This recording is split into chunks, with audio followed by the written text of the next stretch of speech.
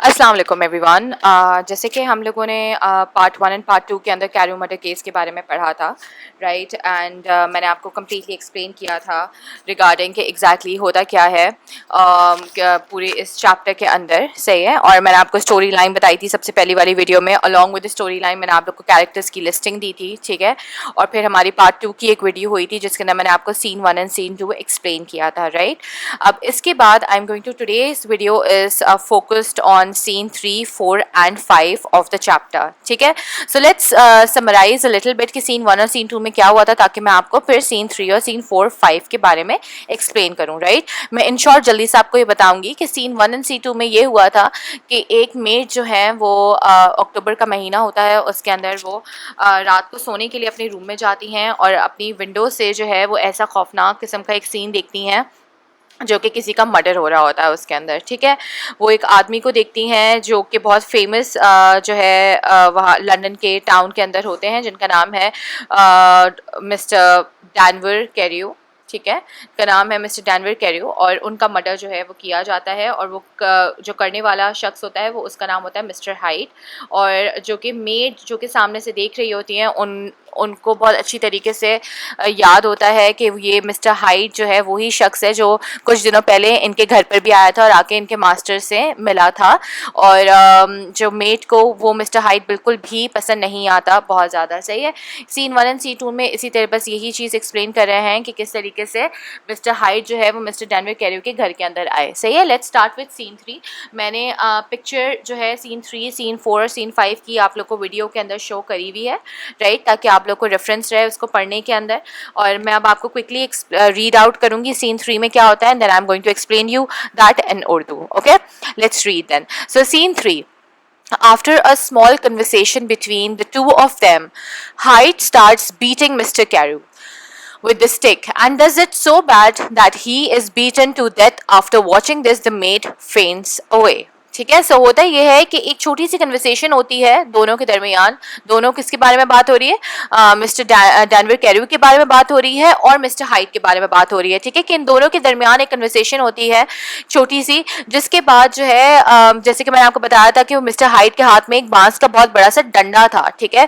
उस डंडे से वो मिस्टर कैरियो को इतना ज्यादा मारते हैं और इतने जोर जोर से मारते हैं कि वो बंदा मर जाता है, राइट। और इस पूरे सिनेरियो को देखने के बाद जो मेड होती है, जो सामने वाली विंडो से ये सारी चीजें देख रही होती हैं, वो बेहोश हो जाती हैं, सही है। तो सीन 3 के अंदर छोटा सा सीन है और सीन 3 में यही चीज कंडक्ट होती है, सही है। अच्छा, अब सीन 4 को मैं रीड आउट करके फिर आप लोगों को एक्सप्लेन करती हूँ कि एग्जैक्टली क्या होता है। When the maid is back in her senses, she calls the police. To the surprise of the police, it is seen that the wallet, golden watch is still there, though there is not a single mark on the victim's body. Police also finds a letter with Mr. Utterson's address and name on it. अच्छा, अब scene 4 के अंदर ये होता है कि जबकि scene 3 में जब मेड बेहोश हो जाती है और फिर वो जब उठती है बाद में सुबह के टाइम में वो उठती है, तो वो उठ के ये चीज़ देखती है कि ये क्या हुआ है, ये किस तरीके से मर्डर कंडक्ट हुआ है। वो फौरन इमिजिएटली जो है वो पुलिस को कॉल करती है, ठीक है।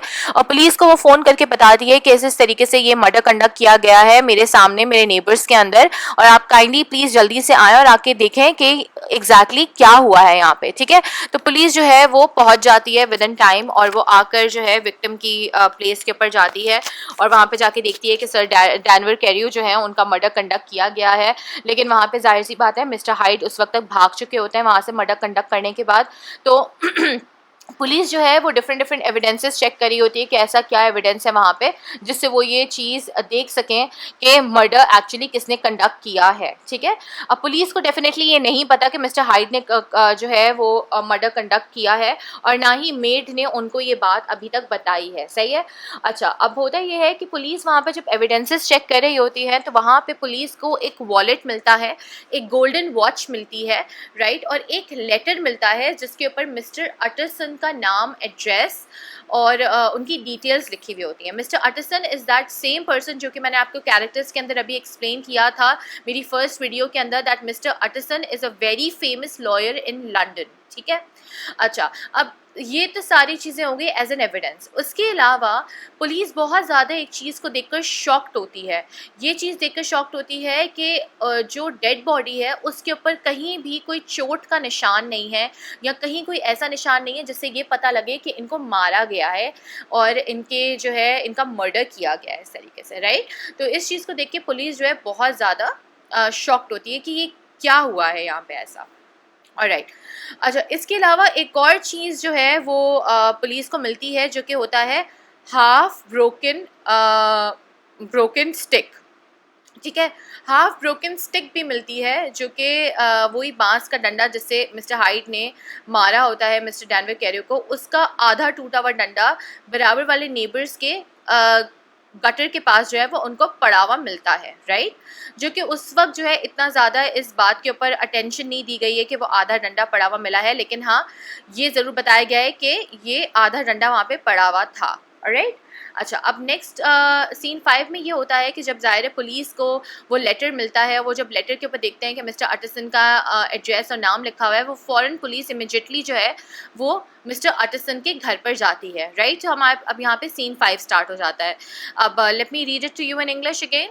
It's police arrives at Mr Utterson's house and explain what has happened. Utterson is a lawyer in London. He says that he cannot say anything without looking at the body.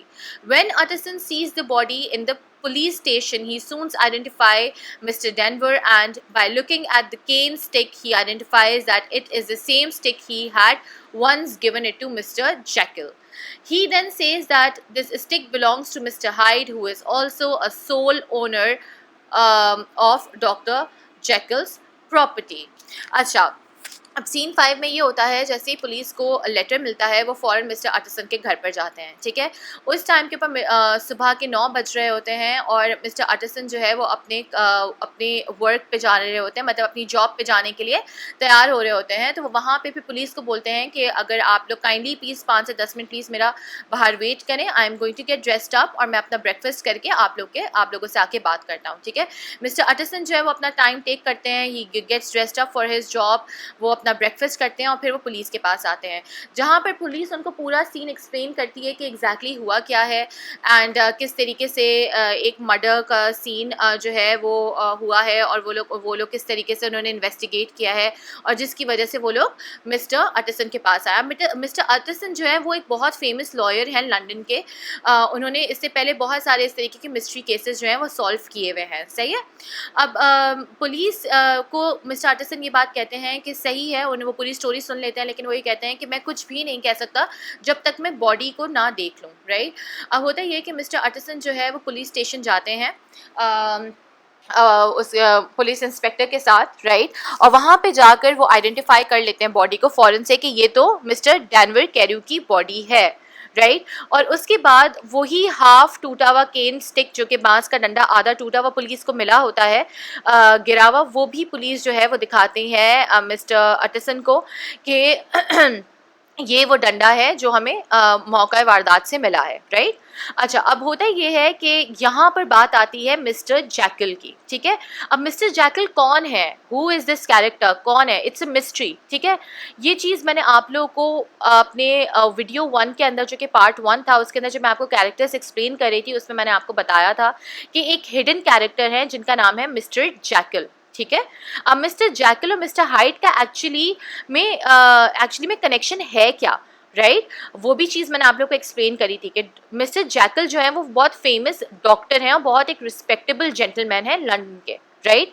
लेकिन उनके साथ एक ऐसी चीज़ होती है कि वो एक ऐसा पोशन तैयार करते हैं। पोशन क्या हुआ कि जैसे कि कोई ऐसा मैजिक ड्रिंक तैयार करते हैं कि जब वो पीते हैं तो वो एकदम से एक ईवल किस्म के इंसान में कन्वर्ट हो जाते हैं, जो कि मिस्टर हाइड होता है, राइट। अब ये जो पूरी चीज़ है जो मैंने आपको एक्सप्लेन करी, मिस्टर जैकल और मिस्टर हाइड का जो कनेक्शन है, ये चीज़ अभी चैप्टर 4 के अंदर कहीं पर भी एक्सपोज नहीं हुई है, ना बताई गई है। ये मैंने आप लोग को आपके रेफरेंस के लिए बताया है, ठीक है। अब मिस्ट्री ये होती है कि भाई जैसे ही वो डंडा देखते हैं मिस्टर अटसन, वो फ़ौरन रियलाइज़ कर जाते हैं कि ये तो वही स्टिक है जो उन्होंने बहुत टाइम पहले मिस्टर जैकल को दी थी, ठीक है। अब मिस्टर जैकल जो है वो मिस्टर अटसन के फ्रेंड भी हैं साथ में, ऑलराइट, उसके फ़ौरन ही बाद जो है वो अटसन ये बात रियलाइज़ कर लेता है दैट ये जो मर्डर कंडक्ट किया गया है वो किया गया है मिस्टर हाइड के थ्रू, ठीक है। और मिस्टर हाइड जो है वो डॉक्टर जैकल के सोल ओनर भी हैं। सोल ओनर का मतलब यह हुआ कि वारिस हैं, उनकी प्रॉपर्टी के सारे वारिस हैं। अब जाहिर सी बात है मिस्टर हाइड और मिस्टर जैकल एक ही इंसान है, तो वो जाहिर है जो भी प्रॉपर्टी मिस्टर जैकल की होगी वो सारी प्रॉपर्टी मिस्टर हाइड की भी होगी in the end of the day, ठीक है। तो ये चीज़ यहाँ पे थोड़ी सी कंफ्यूजिंग है, आप काइंडली इसमें कंफ्यूज ज़्यादा मत होइएगा। इसलिए मैंने आप लोग को ये पहले से ही बता दिया है कि हाइड और जैकल का एक्चुअली कनेक्शन है क्या, वो दोनों एक ही इंसान है, ठीक है। अब इस चीज़ के ऊपर हमारा सीन 5 ख़त्म होता है। इंशाल्लाह ताला मैं आप लोग को नेक्स्ट वीडियो जो है वो आपके सीन 6 और सीन 7 के ऊपर बनाऊंगी, जो कि लास्ट 2 सीन्स हैं पूरे चैप्टर के। इंशाल्लाह after that the whole chapter will be completed, ठीक है।